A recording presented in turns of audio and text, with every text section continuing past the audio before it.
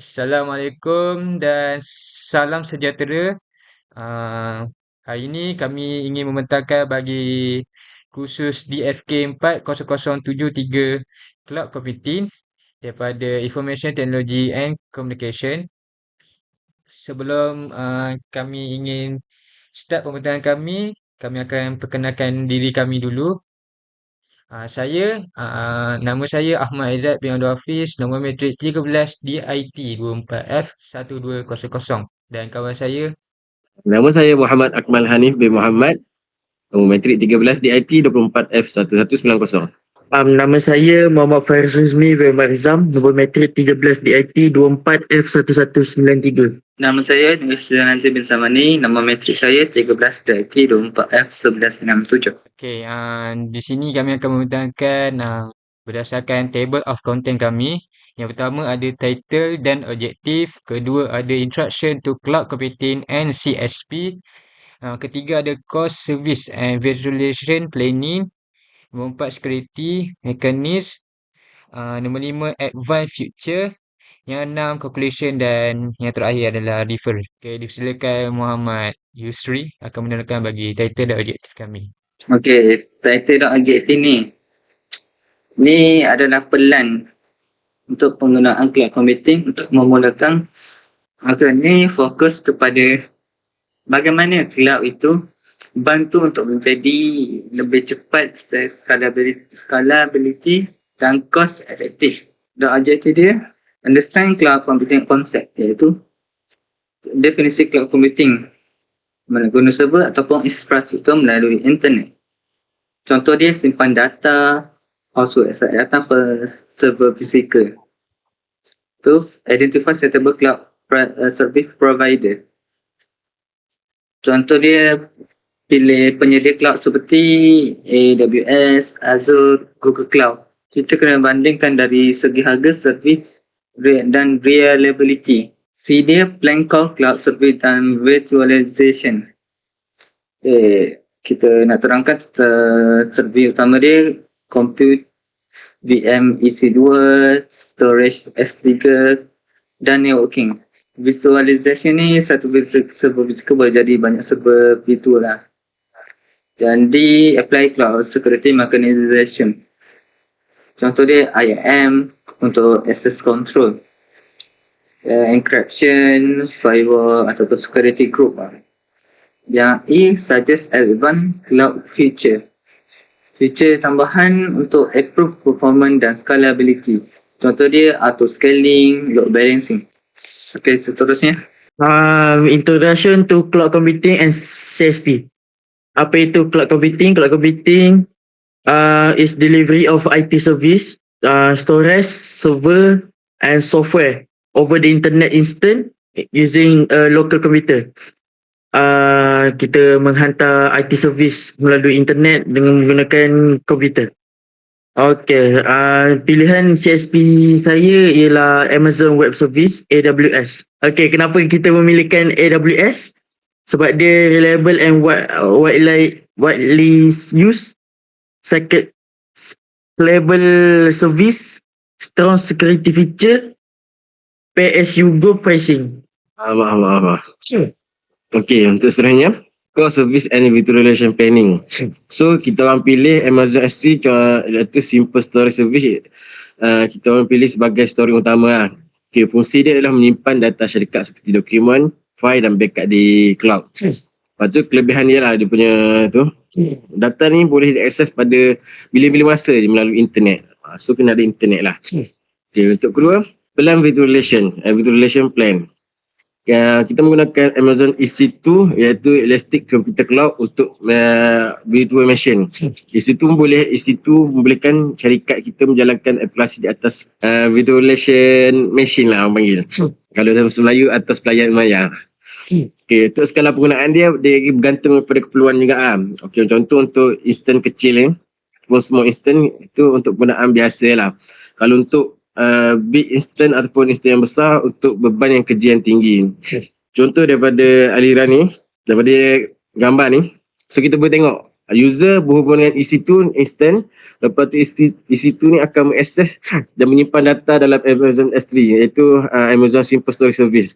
Struktur ni menunjukkan bagaimana penggunaan berinteraksi dengan aplikasi, iaitu user ni berinteraksi dengan EC2 macam mana, lepas tu seterusnya dia akan berhubung dengan storage S3.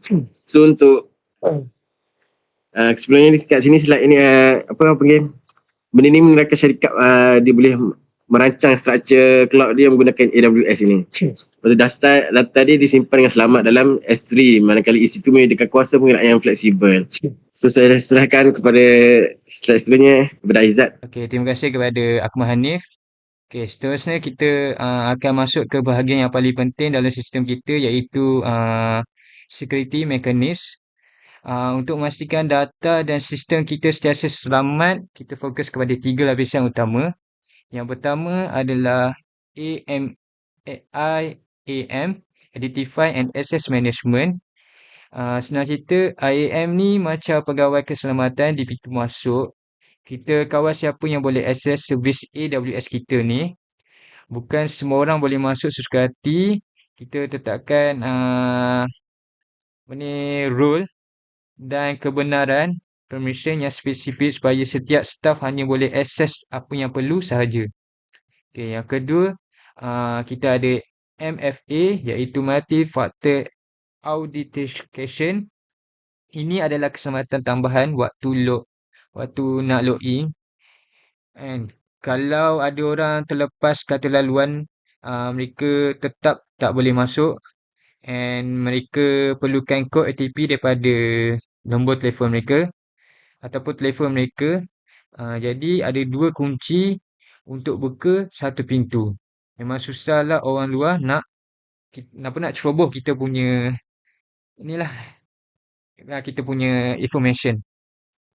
Okey, yang ketiga adalah data encryption.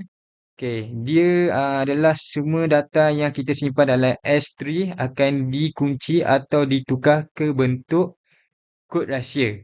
Okey, maksudnya dia nak securekan kita punya data. Kalau data ni ataupun berlakunya kecurian maklumat, pencuri tu takkan faham apa yang dibaca sebab dia tak ada kunci encryption. Ini sangat penting untuk lindungi maklumat sensitif syarikat lah ataupun kita lah. Okay, so kesimpulannya dengan adanya IAM, MFA dan data encryption ni, kita dapat menjamin 3 perkara: kerahsiaan data, integriti sistem dan kawalan akses yang sangat-sangat ketat.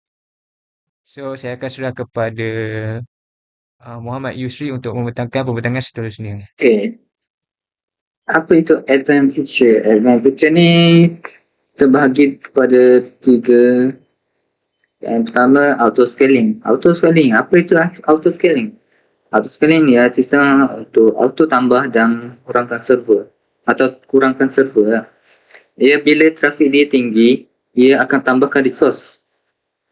Apabila trafik dia rendah, dia akan kurangkan resource supaya jimat akan kos.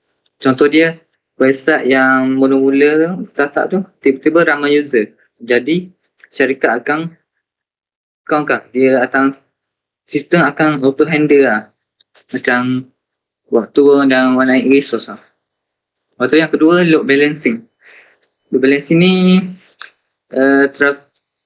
trafik dialihkan ke beberapa server lah, untuk mengelakkan satu server tu overload sebab ramai orang guna. Contoh dia, apabila user request dibahagi sama rata, jadi sistem lebih stabil lah. Waktu yang ketiga, benefit dia. Yang pertama, high availability. Sistem sentiasa online, jadi kurang downtime lah. Yang lebih better performance. Load diagihkan supaya responnya lebih laju. Atau C, cost efficiency. Dia bayar ikut penggunaan, jadi tak membazir resource lah. Okay, saya bagikan pada kawan saya. Baik, conclusion dia. Cloud computing improve efficiency and flexibility. AWS is suitable, do scalability and reliability. Visualization using EC to optimize resource. Security feature like IAM, MFA, and encryption data protect. Advanced feature secures, ensures system stability and performance. Okey, untuk reference dia, saya kembali balik kepada saya. Itu kandungan utama kat sini ialah Amazon Web Service Official Website. So kita ambil reference pada sini lah. Itu sumber rasmi untuk maklumat teknikal ataupun dokumentasi daripada dokumentasi dan panduan penggunaan AWS daripada Amazon Web Service Official Website. Terima kasih. Sumber kedua pula kita ambil daripada Cloud Computing Note. Untuk Cloud Computing Note ni kita ambil nota umum tentang konsep komputeran ataupun komputer awam sesuai untuk rujukan teori dan asas dalam Cloud Computing Note. Okey, untuk seterusnya iaitu ada website ataupun website lain tapi tentang Amazon Web Service. So sumber tambahan ni daripada laman web lain yang membicarakan AWS, dia membicarakan seperti artikel, blog ataupun tutorial untuk menggunakan Amazon Web Service. Okey, sekian. Terima kasih daripada kumpulan kami. Assalamualaikum.